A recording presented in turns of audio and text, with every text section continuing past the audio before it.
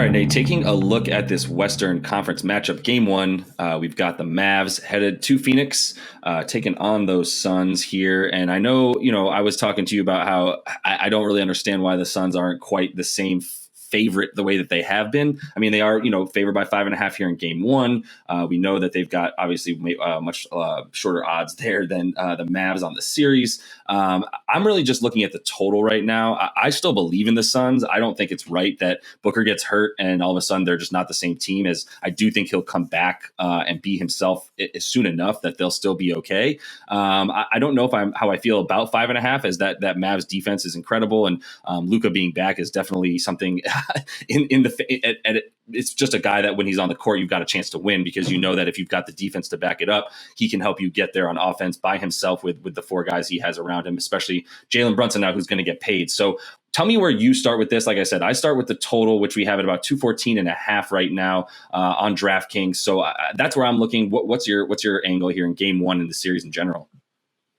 Yeah, I definitely like the under, and the under to be hit repeatedly in this series. I think it's opening too high for game one. So yeah, the line, as we mentioned here, plus 5.5 for Dallas on the road, and the total at 215 or 214.5. I mean, just this series is just all about pick and roll, slow it down, find the mismatch. Two of the smartest point guards we've seen, Luka just getting into his bag in terms of dissecting defenses, but he sees it all and dissects it all. So I think the pace is going to be very slow. And that's why, I kind of lean towards Mavs covering with that under, which is plus 258. If you do parlay that, you could tease it to hedge it. I kind of like the Suns to win and go under, which is plus 155. I think there's a combination of bets you can do there just to use game theory. I mean, it's hard certainly hard for the Suns to win and cover a 5.5 point spread and go under. I don't think that the Suns are the same team, because Devin Booker's not yet back to full health. He's not the same player. I don't think they're that team that's going to score 120. Look, I mean, they needed a perfect night from Chris Paul to close out the Pelicans. This is not sustainable stuff. But that all being said, what they do is sustainable against the Mavericks. This is a brutal matchup for Dallas, because what they do, take away threes, try to take away points at the rim. Phoenix just says, whatever, we don't shoot threes. We just grind you out in the mid-range. That's what Dallas just allows. This is why Phoenix has won 9 straight over the Mavericks. 6 of the last 8 of those meetings have gone under. And when you look at Luka entering the fray in this Jazz series, all of a sudden, we had a free-flowing offense. We had a barrage of threes in game 3 to get Dallas a win in Utah. And then Luka comes back. They averaged under 100 points per game, under 18 assists. The pace slowed down to 90 as half their field goal attempts came from deep. I mean, that wasn't much of a change, but it's very much their approach to, and that's why it's such a tough matchup, because Phoenix is incredible guarding the three. Both these teams are. And that's why, when Luka's in the lineup and he's just doing his thing, taking the air out of the ball, I mean, their offense is just it's just a high screen for Luka. There's no other set, and then everything flows from there. It's some sort of flow chart. Read the next option based on what the defense does. It's just so slow, so low scoring, and that's why 6 of their last playoff games with Luka in the lineup now have gone under. This is a Mavs team that was dead last in scoring in the fourth quarter, but also number 1 in fourth quarter defense. And then, another reason they can't punish the Suns on the glass like the Pelicans did. They were the worst offensive rebounding team this season, 27th, and second worst in the playoffs thus far. I don't see them winning this series it's just a tough matchup for them. As far as game 1, I think they can hang around just because of the Luka factor. But I'm definitely looking at the under here. And it's just a question of what kind of result you want to parlay to get juice there, or you can just hit the under. That's what I was saying to you before we started here is really like, I don't really feel the need to get too cute with the under there. I'm definitely going to hit it.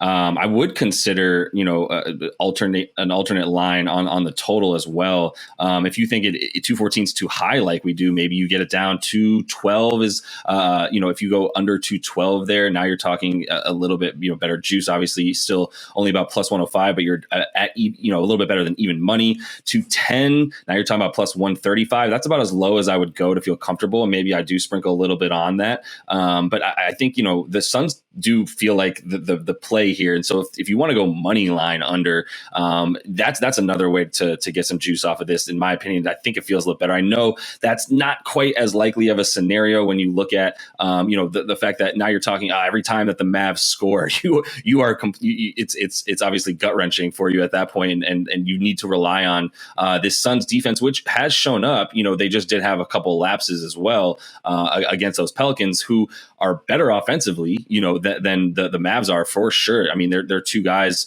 and I think they have a bit more. Luka is his own walking offense, but like you said, there's nothing being drawn up for the Mavs. There's really just Luka coming down, occasionally getting that pick and roll with Powell, and then trying to work off of that, or he's really just handing it off to Brunson on the wing and standing out of the way, which is why obviously that offense was a little bit less stagnant and more fluid when he wasn't in, but you still want him there. And even though we still like an under, you still feel worried about betting an over on or an under on a 30.5 point prop for Luka, because he could easily score over 30 and this game still go under. So that's why like we talk about, I don't really love parlaying an under with a money line for that exact reason of every single time the team that you chose not to score scores. It's super detrimental to your plans there. But I think the alternate line on the total is something that I would consider, because I just think it's too high right now. And when these two teams play each other, I mean, there have been plenty of games in recent history where the Suns have scored 109, 112 points against this Mavs team. But they still win those games, by a decided factor in a way that they've been going under, as you said, 6 of their last 8. And it's just about what, the Suns guard as well as anybody, which is, when you try to get into the paint, they've got, 2 rim protectors there at this point between Ayton and McGee. And so they're never, defenseless there at any point in transition. Then you've got, the fact that really now it's going to come down to, once again, which guy are you playing, Maxi Kleba or Dwight Powell? And are you looking for offense if you're the Mavs, or are you needing someone who's going to be able to hang with Ayton? And Ayton has shown that he's able to really, he was able to dominate Valanciunas in a way that kept them in games and won them games without Booker. And I think you continue to see that as, the Mavs, they've been a very good defensive team, and they have been very good against the paint as well for a while, but they're still, Ayton's a different beast than other guys. And I think Powell's going to have some trouble with him. Yeah, I mean, Ayton is a matchup I'll definitely be watching here. I think Chris Paul's going to be setting him up for a lot of success in that pick and roll, because, if you're the dance partner in this 1-2 step, you're going to be getting a lot of looks. But, Phoenix, I mean, they depended on a lot of pain points against New Orleans and a lot of points off turnovers, and that's key there. I mean, Dallas was committing allowing 4 points per game fewer off turnovers than any other team in the playoffs thus far. Also, locking up in the fourth quarter with a 106 defensive rating. More thoughts about the under. Do they actually have somebody who can stop CP3 from getting the elbow and hitting a jumper? Maybe, maybe not. But, I mean, without Devin Booker out there, you can load up. Without Devin Booker at full strength, you can load up on CP3. And probably slow down that Suns offense a little better than New Orleans was able to. In any case, Phoenix lately has been winning that kind of grind out style anyway in the playoffs, under in 7 of their last 8 home playoff games. I mean, we're not looking at the eruption in the third quarter, the Avalanche Warriors style that's going to pull away. I mean, they went under in most of their home games against the Pelicans, despite the way that series was played, where we kept pointing out, wow, both these teams have a 137 offensive rating in the fourth quarter. That's not going to be Dallas's MO. Like I said, 106 defensive rating, only a 112 offensive rating in the fourth quarter. And they just haven't had much success against this Suns defense. The last meeting, they had 19 assists and 19 turnovers. They won the rebounding battle, tried to punish the Suns down low, but They still got outscored by 16 in the fourth quarter. And this is a game where the Suns shot 8 for 36 from three, which is really what's so staggering about their first round series is that they were just horrible from deep the entire series. 9.7 triples at 32%, 8.7. I'm sorry. And I don't know how you win a playoff series in the modern NBA like that, especially against a Dallas team that's going to be bombing. But you can tune in and find out because the Suns are probably going to win this game. I think it'll be close, and I think you might want to look at the win margins here. For the Suns to win and not cover, essentially a 1 through 5 point victory is plus 430. And you could even hedge that with Dallas 1 through 5 points plus 550 and expect a close finish here because while I keep saying how tough it is for Dallas, in some ways it's mirror images, just the style of offense that we're going to see. Slow it down. Who's going to execute their pick and roll better? Who's going to exploit the switch better? Who's going to hit a three?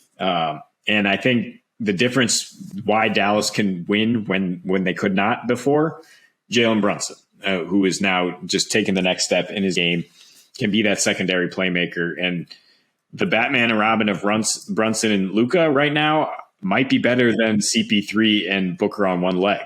So we'll have to see what that looks like. I mean, I don't know how healthy Book will be 3-4 days after he kind of just made his way through that game 6, but it's a toss-up to me, and I expect a close finish with some good defense down the stretch. That's fair. But one thing I would say is I might see your Jalen Brunson and raise you a Mikal Bridges. Just in terms of a guy that, just in his last 2 games specifically, it's what he's been doing on offense is that what I'm looking at. I mean, that we all know those 31 points to go up 3-2 in that game 5 that were huge for him. A lot of those, were not just set in the corner 3-point makes, right? He hit a number of mid-range shots in there. He really came in and sort of played Devin Booker's role, which they were trying to get Cam Johnson to do, but doesn't appear that he's ready to do consistently in the playoffs, and they haven't been able to trust him. He got a little bit hobbled and definitely also got in foul trouble here and there, but they haven't been able to give him those consistent minutes that they were looking for him coming off screens and playing off the wing the way that Booker does. Mikal Bridges was able to do that. So if he's in there, 18 points there in that closeout game, which were a really pretty 18 points. I mean, he grinded for them. He did his thing on defense. It was a Chris Paul show that everyone knows game 6 was going to be him. That's why we definitely hammered his player props there as well. So, but I think Mikal Bridges in this series is a couple things. One, he's guarding Luka. No more of this putting Jay Crowder on the actual best player like they did with Brandon Ingram so that he could lock up CJ McCollum. It's like, no, Mikal's going on Luka, right? And then at that point, now you're just talking about, all right, on Jalen Brunson, at this point, I don't think you want Chris Paul on him. So there's going to be a couple other, switches that are going on there. And I do agree with you that he's still a really nice play. But once again, he could have 25 and Luka could have 28, and I would still feel okay about an under because of that usage rate and the amount, the pace that they play at. If those two guys are scoring that many points with the usage rates combined, let's say 45 or 55, 60%, there's not much left for anybody, including Spencer Dinwiddie, who has failed to score double digits in the last couple of games as well since Luka came back. So at any rate, this is going to be a good series, man. And I think we'll see a lot of what Dallas is capable of in game 1. And then if Booker, we'll see how Booker looks, because if they're able to win this game decidedly without a seemingly healthy Booker, it doesn't spell it's going to spell a lot of trouble for Dallas for the rest of the series. But that is all the time we have for you guys in this one. Make sure you are liked and subscribed to that page. Continue to come back as we are bringing you each and every playoff game with a video, as well as a player props video that will continue to bring you guys as well. So until we see you next, happy betting.